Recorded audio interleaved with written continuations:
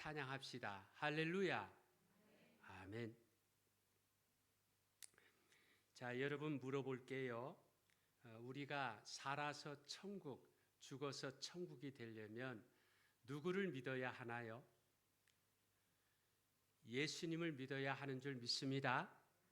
예, 이럴 땐 아멘 크게 하는 거예요. 살아서 천국, 죽어서 천국이 되려면 누구를 믿어야 한다고요? 예수님을 믿어야 되는 줄 믿습니다. 자, 그러면 예수 믿는다는 게 뭐예요? 예수 믿는다는 게 어떤 것일까요? 우리가 교회 나와서 예배도 드리고 또 기도도 하고 봉사하고 교제하는 것도 예수 믿는 거지만 특별히 성령의 사람이 되어야 예수님을 믿는다고 말할 수 있는 것입니다. 우리의 구원이 예수님을 통해서 시작이 되었다면 성령님을 통해서 완성됩니다. 성령님과 동행하면 우리의 성품에 성령의 열매가 맺어지게 되고요. 성령님과 동행하면 우리의 삶에 성령의 은사가 나타납니다. 그러므로 오늘 내 모습 가운데 성령의 열매, 성령의 은사가 있다면 내가 예수 믿는 사람, 성령의 사람인 게 맞고요. 만약에 그런 게 없다면 알아야 합니다. 몰라서 모르는 경우가 있지만 그래도 알아봐도 모르고 있다면 어떤 면에서는 우리가 성령의 사람이 되고자 노력해야 하는 것입니다. 나도 성령님을 통해 성령의 사람이 되고 성령의 은사로 섬기는 사람이 되고자 다짐하면서 이 시간에 지혜의 은사는 어떤 것일까요? 이 제목으로 함께 은혜를 나누고자 합니다. 자, 우선 본문에 보니까 예루살렘 교회에 아주 큰 박해가 일어났습니다. 스데반의 순교를 시작으로 예수 믿는 사람들을 잡아다가 가두고 때리고 죽였습니다. 그래서 사도들 외에는요, 다른 제자들이 모두가 예루살렘을 떠나 곳곳으로 흩어졌는데 그때 집사였던 빌립이 사마리아 성에 가서 복음을 전했습니다. 그러자 예수 믿는 사람들이 생겨났고 세례를 베풀게 되었고 교회를 세우게 됐습니다. 근데 예루살렘 교회가 그 소식을 듣고는요, 사마리아 교회에 베드로와 요한을 보냈습니다. 그런데 그들이 사마리아 교회에 와서 특별히 기도하기를요, 성령 받기를 위해서 기도하는 것입니다. 여러분, 이게 이상하지 않습니까? 예수님을 믿으면 우리의 심령에 성령님이 들어오신다 했잖아요. 그런데 그들이 왜 또 성령님을 받으라고 기도를 했을까? 그들이 예수님을 믿지 않았나요? 본문 앞에 12절에 보니까 빌립이 하나님의 나라와 및 예수 그리스도의 이름에 관하여 전도함을 그들이 믿고 남녀가 다 세례를 받으니 믿었고요. 세례까지 받았다고 말씀하고 있습니다. 그런데도 16절에 보니까 이는 아직 한 사람에게도 성령 내리신 일이 없고 오직 주 예수의 이름으로 세례만 받을 뿐이더라. 성령 내리신 일이 없다고 말씀하고 있습니다. 어찌된 일일까요? 아니, 예수님을 믿는데 예수님을 믿으면 성령님이 그 심령에 들어온다 했는데 왜 성령을 받으라고 기도하느냐?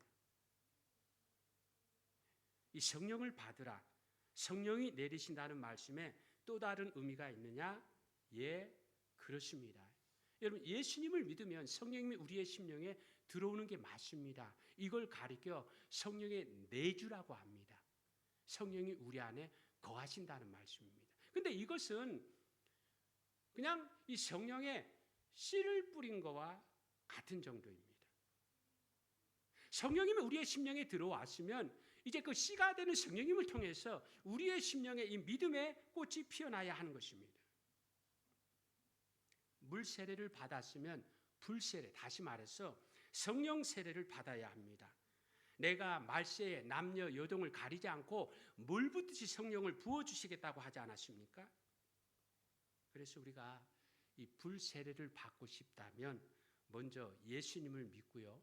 모이기에 힘쓰고 기도하기에 힘쓰고 봉사하기에 힘쓰고 교제하기에 힘쓰되 특별히 기도에 힘써야 됩니다. 간절히 기도하는 것입니다. 그러면 성령님의 체험, 그죠? 하나님의 때가 참에 성령님의 체험으로 우리가 이 하나님에 대해서, 성경에 대해서, 구원에 대해서 확신을 가지게 되는 것입니다. 여러분, 예수님이 승천하신 후에 제자들이 마가의 다락방에 모여서 전혀 기도에 힘썼습니다. 전적으로 기도에 힘쓰자 성령의 놀라운 역사가 나타나서 이 제자들에게 초자연적인 성령님이 강림하는 그런 역사가 나타나는. 근데 그 역사가 일어나기 전에요. 예수님의 제자들의 상태가 어땠느냐? 예수님이 제자들에게 말씀하기를 야 이 믿음이 없는 자들아 이렇게 말씀하지 아니하시고 야 이 믿음이 적은 자들아 이렇게 말씀하셨어요. 그러니까 오순절 성령님 강림이 하기 이전에도 제자들에게 믿음이 있었어요. 예, 작지만 믿음이 있었습니다. 믿음이 없다 하지 아니하시고 믿음이 적다고 하셨습니다. 그런데 그들이 오순절 성령님을 통해서 성령님을 체험하고 성령의 사람이 되고 나니까요. 그들의 믿음과 삶이 확 달라지게 되었다는 것입니다. 여러분 고린도전서 12장 8절에 보면 성령의 9가지 은사가 소개되고 있습니다. 지혜, 지식, 믿음, 신유, 능력, 행함. 그 다음에 영분별, 예언, 방언, 통역 이런 9가지의 은사가 나오는데 이 중에 가만히 보니까 어떤 지혜나 지식이나 영분별 이런 것은 우리 눈에 잘 보이지 않잖아요. 그러니까 이건 좀 시시하게 보이는데 반면에 신유 뭐죠? 병 고치는 거잖아요. 그죠? 능력 행함 막 예언하고 방언하고 통역하는 거 이건 뭐 겉으로 드러나는 거니까 이건 굉장히 아주 대단한 거로 보이는데 근데 여러분 이 성령의 은사를 하나하나 살펴보면요 하나같이 전부 다 대단한 은사를 하는 것입니다. 이제부터 우리가 그걸 알아야 됩니다. 그동안은 예수 믿으라 성령 체험을 받으라 이런 면에 대한 말씀을 이렇게 드려왔다면은요 우리가 성령의 사람이 돼서 이제는 성령의 은사를 가지고 사는 성령의 은사를 가지고 섬기는 그런 사람으로 나아가야 한다는 것입니다. 우선 여러분 은사를 가지고 달란트라 하죠. 여러분 예수님의 달란트 비유를 보시기 바랍니다. 여러분 은사는요 그 달란트 비유 가운데 5개 받았는데 10개로 늘어났죠. 하나를 받았지만 아예 없어지고 말았잖아요. 그런 것처럼 우리가 성령의 은사를 받았을 때에 우리가 어떻게 하느냐에 따라서 은사가 늘어나기도 하고 은사가 없어지기도 합니다. 어떤 사람은요 방언의 은사를 받았어요. 근데 방언을 하지 않으니까 방언의 은사가 없어지고 말았습니다. 어떤 사람은 신유의 은사를 받아 병 고치는 은사를 받아. 근데 처음에는요 뭐 금방금방 역사가 일어나지 않아요. 그럼에도 불구하고 계속해서 그 은사 받음을 믿고서 그렇게 하니까 점점 이렇게 많아지고요. 점점 강해진 것을 볼 수가 있습니다.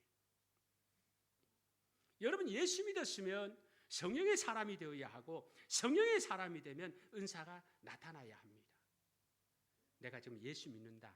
내가 성령님을 체험할 만큼 했다. 그러면 나에게 어떤 은사가 있는지 그걸 알아야 한다는 것입니다. 그래서 오늘 시간에 성령의 은사 가운데 한 가지를 소개하고자 하는데 아무쪼록 우리 모두 열심히 기도해서 성령을 체험하게 되시기 바라고요. 성령의 은사를 받은 사람이 되시고요. 내가 어떤 은사를 받았는지 아는 사람이 되어서 그 은사로 교회와 세상을 아름답게 섬기는 우리 모두가 되시기를 주님의 이름으로 축원합니다. 축원합니다.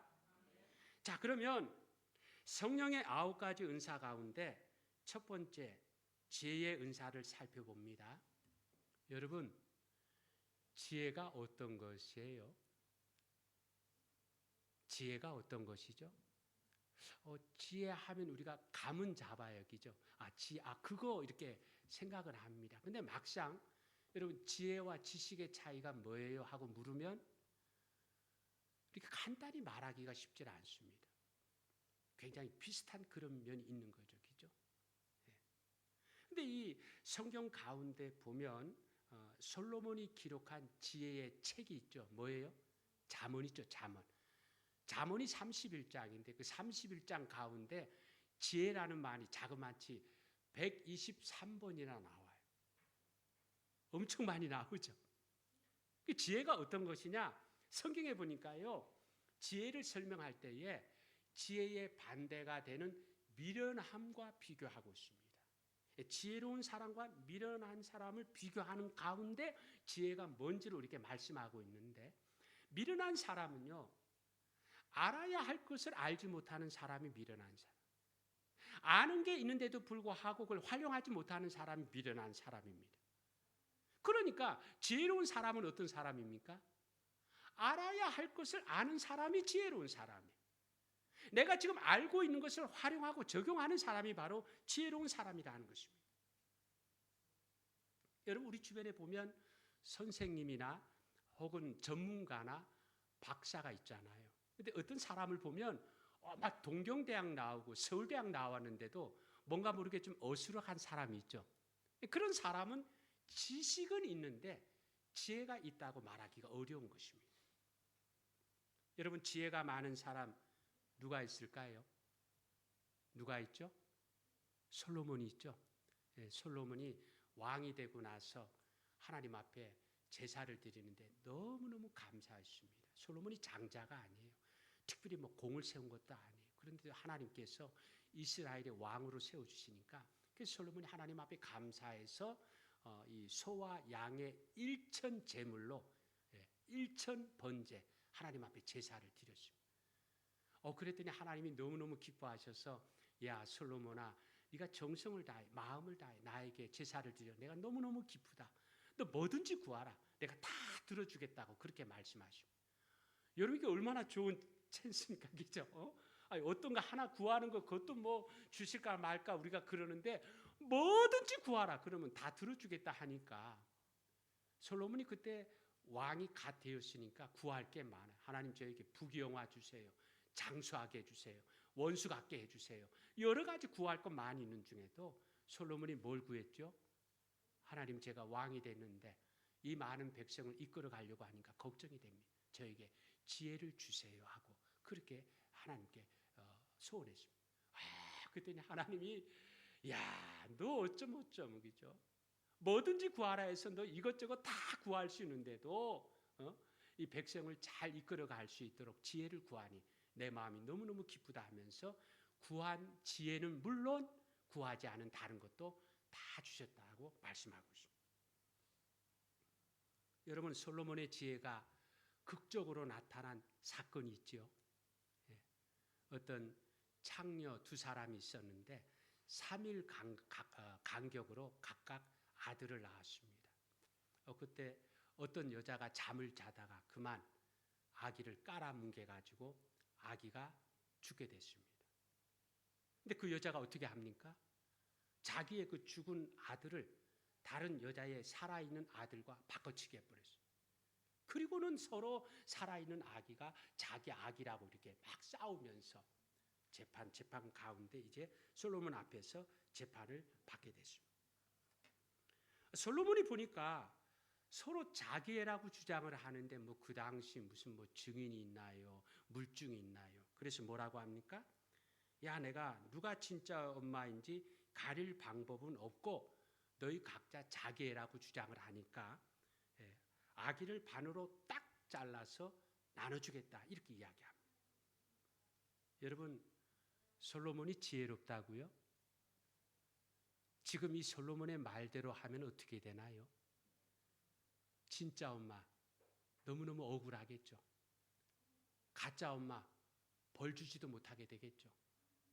애꿎게 살아있는 애기만 죽게 만드는, 도대체 뭘 보고 이렇게 지혜롭다고 하는 것입니까? 근데 솔로몬이 그렇게 말한 것은 재판을 하다가 아이고 난 모르겠다 이제 끝이다 하면서 그냥 이렇게 되는 대로 말한 게 아니에요. 전략이었습니다. 재판을 하면서 하나님 저에게 지혜를 달라고 기도하면서 하나님이 주셨다 했으니까 그죠? 그 지혜를 가지고 전략적으로 그렇게 말했는데, 여러분, 솔로몬의 말에 여자들의 반응이 어떻습니까?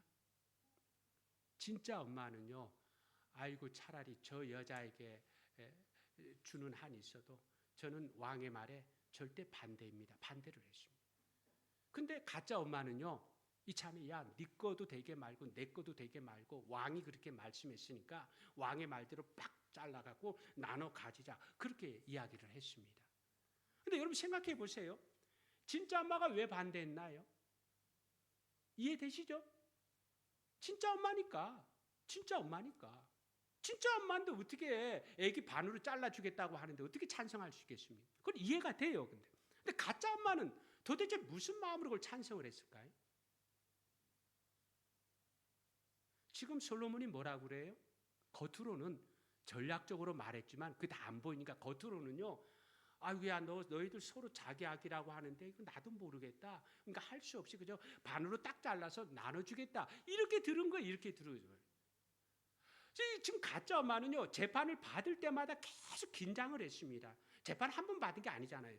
여러 번 그러다 이제 왕 앞에 마지막 재판을 받게 된 상황에 재판을 받을 때마다 내가 이렇게 드러날까 봐 이게 뭐 계속해서 긴장을 하는데 그 지혜가 많다는 솔로몬이 뭐라고 합니까?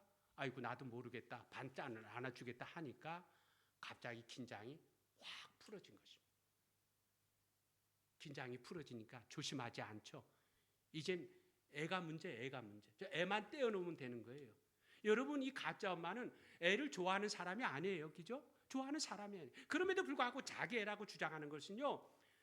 그 애를 죽인 죄를 면하기 위해서 그런 거예요. 그런데 지금 솔로몬이 모르겠다고 하니까 애를 죽인 죄가 이게 면해진 거잖아요. 이젠 뭐 벌 받을 이유가 없는 거예요.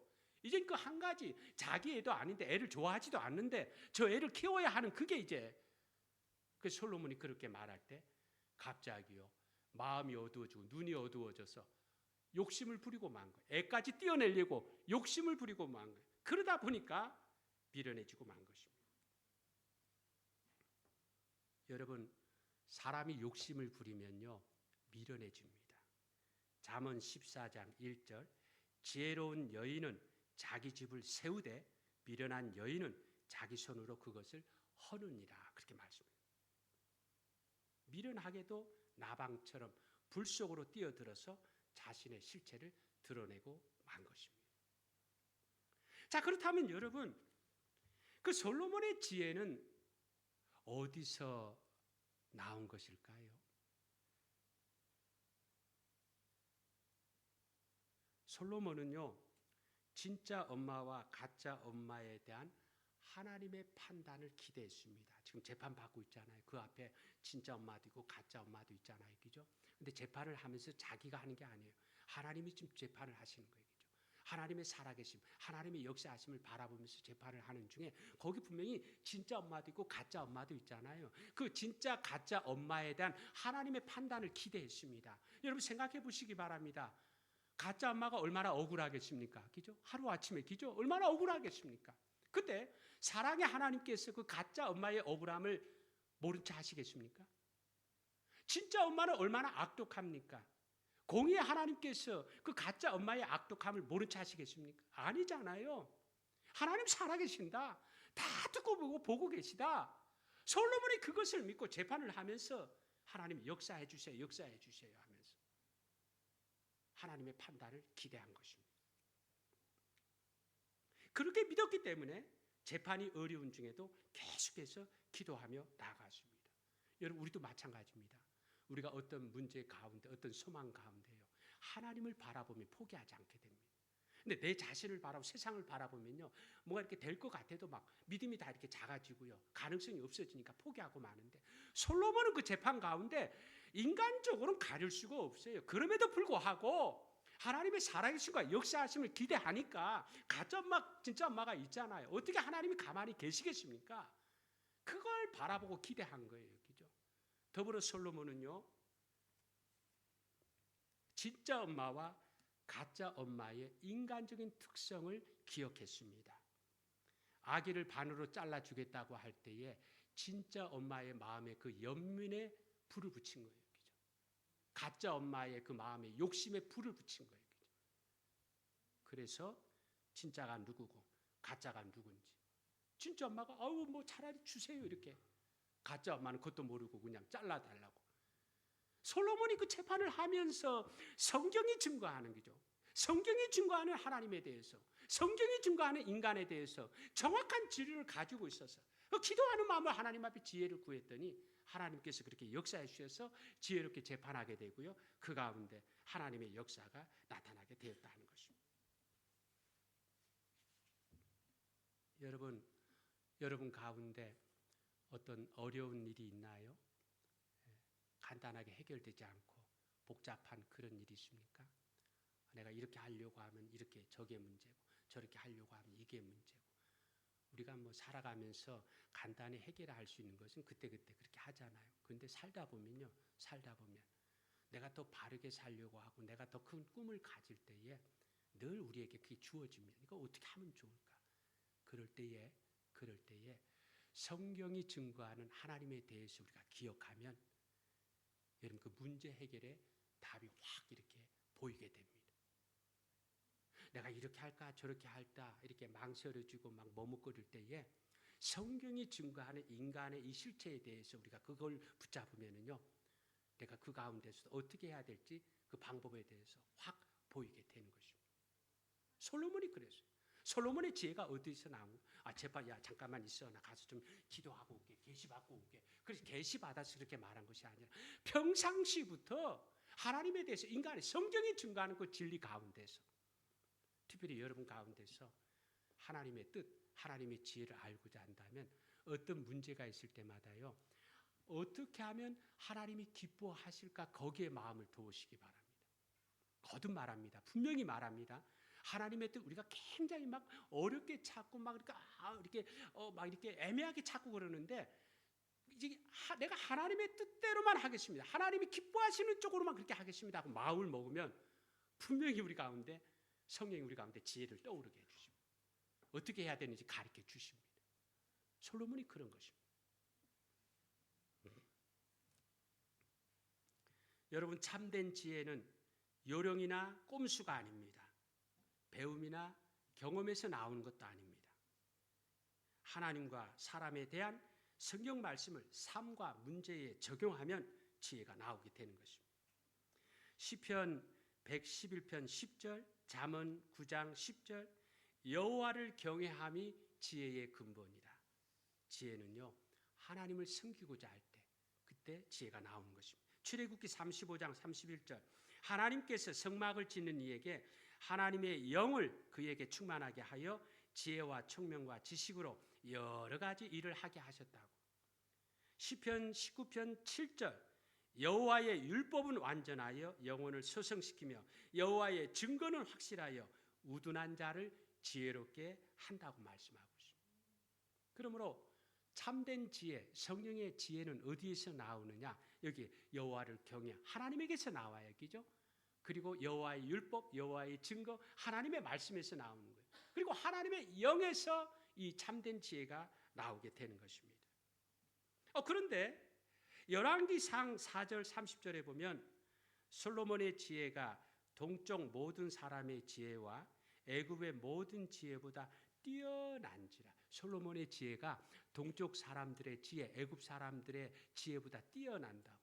여러분 비교적 이 동쪽에 뭔가 이 철학이나 어떤 이런 관념 이런 것들이 좀 발전했잖아요. 그 동쪽 사람들의 지혜와 애굽 사람들의 그 문명화된 지혜보다도 솔로몬의 지혜가 뛰어난다고 했으니까 지혜는요 솔로몬이 가진 것처럼 영적인 지혜도 있고 그다음에 동쪽 사람들이나 애굽 사람들이 가진 그 세상적인 지혜도 있습니다. 여러분 이런 예화가 있습니다. 옛날 어떤 상인이 욕심 많은 부자에게 큰 빚을 졌습니다. 근데 어느 날 부자가 찾아와서 빨리 빚을 갚지 않으면 당장 감옥에 쳐넣겠다고 막 위협을 합니다. 상인이 아이고 조금만 참아주세요, 조금만 참아주세요 하면서 사정을 하다 그 부자가 갑자기 한 가지 제안을 합니다. 여기 주머니에 흰 돌과 검은 돌을 넣어서 만약에 네가 흰 돌을 뽑으면 내가 빚을 다 탕감해주고 검은 돌을 뽑으면 너의 그 하나 예쁜 딸 나에게 후처로 달라고 그렇게 제안을 했습니다. 근데 그 부자는 욕심 많기로 아주 유명한 사람이거든요. 뭐 그런 제안을 건전하게 순수하게 할 리가 없어요. 그 뭐 검은 거 흰 거니까 50대 50이잖아요. 그 얼마나 공정한 룰입니까? 아니 그 부자가 무슨 마음으로 기죠? 뭔가 수작이 있는 거죠. 수작이. 그 상인이 그걸 알아요. 그 부자에 대한 평판도 알고 어떤 사람인지 알고 있기 때문에 그런 제안과 아유야 이거 어떻게 하면 좋지? 어떻게 하면 좋지? 고민하면서 막 그러고 있으니까 딸이 아버지 뭐 걱정거리 있어요? 무슨 문제가 있습니까? 하고 물어봐서 그래서 딸에게 자초지종을 다 알려줬습니다. 그 딸도 들으면서 그 부자가 뭔가 모르게 수작을 부리는 것을 느끼게 된 것입니다. 그래서 뭐 이렇게 연로하신 아버지보다 아버지 이거 저에게 다 맡겨주세요. 제가 나름대로 이렇게 준비하고 그래서 제가 그 돌을 뽑게 그렇게 해달라고 해서 허락을 받았습니다. 그래서 제비를 뽑는 날 이제 사람들이 모였는데 부자가 주머니를 내밉니다. 그런데 그 주머니 안에는요 검은 돌만 2개가 들어 있습니다. 그러니까 어떤 거를 뽑아도 검은 돌이에요. 흰 돌을 뽑아야 비탄감 받고 그러는 이게 공정한 건데 역시나 그 부자의 수작이 뭐예요? 그 안에 검은 돌만 2개 넣어놨어요. 제비를 뽑는데 열어보고 이렇게 할 수 없잖아요, 그죠? 그래서 이제 그 딸이 그 부자가 아니 이게 아주 굉장히 중요한 시기인데도 얼굴 표정을 보니까 이게 뭔가 수작을 부리는 것 같은 그 느낌이 들어서 근데 그 딸이 어떻게 했습니까? 거기다 주머니에 손을 넣고요. 돌 하나를 집어가지고요. 저쪽에 돌이 많은 길가 쪽으로 그냥 팽 하고 던져버렸어요. 돌멩이 하나 집어서 돌 많은 길가로 던져버렸어요. 어떤 건지 몰라요. 그죠? 근데 알 수 있는 방법이 있죠. 어떻게? 주머니 안에 남아있는 돌이 흰 돌하고 검은 돌 넣는다 했으니까 검은 돌이 남아있으면 흰 돌을 던진 거고 흰 돌이 남아있으면 검은 돌을 던진 거죠. 근데 주머니 안에 검은 돌 2개만 넣었으니까 뭐가 남아있어요? 뭘 던진 거예요? 흰 돌을 던진 거예요. 그래서 그 딸의 지혜로 인해서 그 상인은 빚도 다 탕감받고요. 예쁜 딸도 빼앗기지 않게 되었다는 것입니다. 여러분, 하나님께서 사람들에게 이 짐승들과는 달리 이성을 주셔서 우리 사람들에게 믿든 안 믿든 지혜가 있습니다. 예수 믿는 사람들에게만 뭐 이렇게 지혜를 주고 안 믿는 사람에게 지혜를 안 주는 거 그런 거 아닙니다. 그런데 세상 지혜와 이 하늘의 지혜는요 차이점이 있습니다. 우리가 세상 지혜는 어떤 철학이나 윤리에 담겨 있고요. 덕이나 통찰력을 통해서 이렇게 나타나는 경우가 많습니다. 그런데 한계가 있어요. 세상의 지혜는 나름대로 굉장히 아주 솔깃한데 결국은 어떤 일에 대해서 처세술과 잔머리 요령으로 그칠 때가 많습니다. 잠시 사는 세상에 도움이 되지만 천국의 길을 밝혀주기에는 역부족입니다. 그러니까 세상 지혜를 가지고 내가 뭐 성공을 하고 내가 뭘 얻었다 하고 해도 잠시는 좋아요. 잠시는 내가 행복해요. 근데 세상 지혜를 가지고 내가 얻은 것 가지고는 이상하게도 그 감사와 기쁨과 행복이 오래가지 않더라는 것입니다. 이게 바로 세상 지혜와 하늘의 지혜의 차이점인데 여러분 고린도전서 1장 18절에 보니까 십자가의 도가 멸망하는 자들에게는 미련한 것이요 구원을 받는 우리에게는 하나님의 능력이라 이렇게 말씀하고 있어요.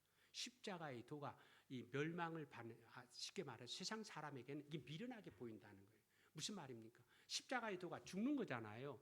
죽으려고 하는데 그 미련하게 보이는 거예요. 전부 다 살려고 하죠. 누가 죽으려고 해요. 그죠? 그러니까 십자가에 도 죽으려고 하는 게 세상 사람에겐 미련하게 보이지만 그러나 하나님을 믿는 우리들에게는요. 하나님의 능력이 된다고 이렇게 말씀하고 있습니다.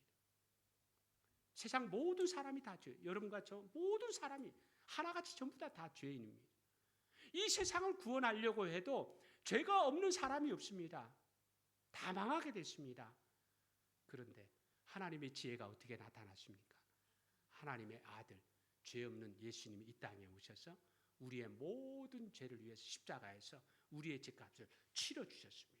십자가에 달려 죽으셨습니다. 그런데 예수님은요, 참 인간인과 동시에 참 신인 것입니다. 2가지 속성을 가지신 분이십니다. 그래서 인간적으로는 이 세상의 인간들의 죄를 십자가에 지어서 죽으셨지만 하나님의 아들이기 때문에 영적으로는 부활하게 되었습니다. 이게 하나님의 지혜예요. 세상에 뭐 과학이나 윤리나 공적이나 뭐 돈이나 여러 가지로 참된 구원을 이루고자 하지만 도무지 이룰 수 없는 그 상황 중에 하나님의 구원의 지혜가, 하나님의 이 구원의 이 비밀이 어떻게 드러나느냐? 예수님을 통해서 그렇게 하시고 예수님을 통해서 그 믿음으로 말미암아 구원에 이르는 놀라운 지혜가 우리에게 나타나게 되었다는 것입니다. 여러분, 하나님의 지혜는 살게 하고 영원하게 합니다. 물 한 잔 한 끼 식사를 주는 것에 그치지 않고 영원한 천국에 들어가게 해줍니다. 내 영혼이 잘됨 같이 범사가 잘되고 강건하게 만들어줍니다. 먼저 그 나라와 그 일을 구하면 이 모든 것이 더해지는 그런 길을 열어주는 것입니다.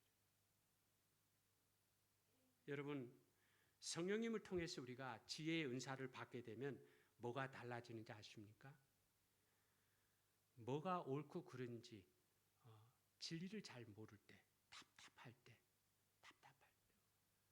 내가 예수 믿어 성령의 사람이 되고 성령의 사람으로 지혜의 은사를 받게 되면 우리에게 어떤 위기, 어떤 역사, 내가 뭐가 잘 모르고 막 답답하고 할 때에 이 성령의 이 지혜의 은사로 말미암아 우리가 갑자기 살 수 있는, 뭔가 평안해지는, 함께 더불어 은혜 받는 그런 길을 보게 된다 하는 것입니다. 어떻게 해야 될지 갈 바를 몰라 깜깜하던 앞길이 이 성령의 이 지혜의 은사를 통해서 시원해지고 밝아지게 되는 것입니다. 바로 그 지혜가 하나님의 말씀이요 성령의 작품인 성경에 들어있고요. 때와 상황에 맞게 성령께서 깨닫고 기억나게 해주신 것입니다. 여러분, 축복합니다. 그동안도 나 나름대로 배워서 내가 세상적인 지혜를 가지고 또 이렇게 나이가 들다 보면 어느 정도 지혜로워지잖아요. 그래서 내가 그렇게 살지만 나 가만히 바라보면 그 세상적인 지혜로는요, 내가 유익은 돼요. 한때는 도움은 돼요. 그런데 뭔가 모르게. 근데 우리가 예수 믿는다 하면서도요, 뭔가 우리가 예수 믿으면 구원받고 은혜 받고 정말 하나님의 자녀로 얼마나 좋은 말씀 많이 합니까? 근데 우리가 다 예수 믿잖아요, 그죠? 다 예수 믿는데 여러분 그렇게 살고 계십니까? 그렇게 살지 못하잖아요. 왜 그러십니까? 성령의 사람이 아니에요. 성령의 지혜를 받지 못해서 그런 거예요. 참된 성령의 지혜가 우리 가운데 있으면은요, 그 어떤 문제 가운데서도요, 솔로몬처럼 놀라운 하나님의 영광을 드러내게 됩니다. 그러므로 여러분, 이 말씀을 들으면서 나도 성령을 체험하기 원합니다. 성령의 은사를 받기 원합니다. 여러분요, 이제 나중에도 말씀을 드리겠습니다만, 여러분이 예수 믿고 성령의 사람이라면 내 스스로 나는 교회 나름대로 다녀서 나는 이제 진짜 믿는 사람이라 그렇게 한다면요, 여러분 각자에게 하나님이 주신, 성령님이 주신 은사가 있어요. 근데 우리가 많은 사람이 그걸 모르고 살아요. 그냥 예수 믿고 그저 예수 믿고 이렇게 살다가 죽으면 천국 가는 그 정도의 신앙생활을 할 때가 많이 있다는 것입니다. 하나님께서 많고 많은 사람 가운데 왜 나를 먼저 예수 믿게 해주고 왜 나를 먼저 불러주신지 아십니까? 나를 쓰시려고 부른 것입니다. 나를 쓰시려고. 그래서 오늘 나에게 은사가 있어요. 내가 어떤 은사를 받았는지 알아야 되는 것입니다. 만약에 내가 은사가 부족하고 은사가 없다면 하나님 앞에 기도로 이렇게 구해야 하는 것입니다. 그래서 우리 모두 성령의 사람이 되고 성령의 은사, 이 지혜를 받아서 내가 그동안에 예수 믿는다 하면서도 뭔가 모르게 답답하고, 그죠? 안 믿는 사람과 똑같아요. 똑같이 걱정하고 똑같이 신음하면서 이게 아닌데 오늘 우리에게는 영원한 진리, 하늘의 진리, 그죠? 그 지혜를 주신 바 되었으니까 그래서 열심히 기도하세요. 여러분 기도 많이 하시기 바랍니다. 교회 나올 때 좀 일찍 나와서도 계속 기도하시고 교회 남아서도 기도하시고 여러분 한 주간의 삶 속에도요, 하나님 저 이렇게 예수 믿어 못 살겠습니다. 교회 다니고 하지만 제 마음에 참된 평안이 없습니다. 하나님의 능력이 나타나지 않습니다. 하나님 어떻게 하면 좋을까요? 저를 정말 성령의 사람으로 하나님의 살아계심을 저에게 보여주시옵소서. 그래서 성령의 사람이 되면 우리가 성령의 은사, 지혜를 받게 되고요. 그 지혜의 은사를 가지고서 나도 살고 다른 사람 살리는 참된 믿음의 삶을 살아가게 되는 것입니다. 아무쪼록 우리 모두 성경을 가까이 하고 성령님을 가까이 해서 지혜의 은사를 받아가지고 이 어두운 세상, 이 복잡한 세상에 빛을 보여주고 답을 보여주는 우리가 되어서 내 믿음을 지키고 다른 사람의 믿음을 지켜주는 그런 우리 모두가 되어지기를 주의 이름으로 축원합니다.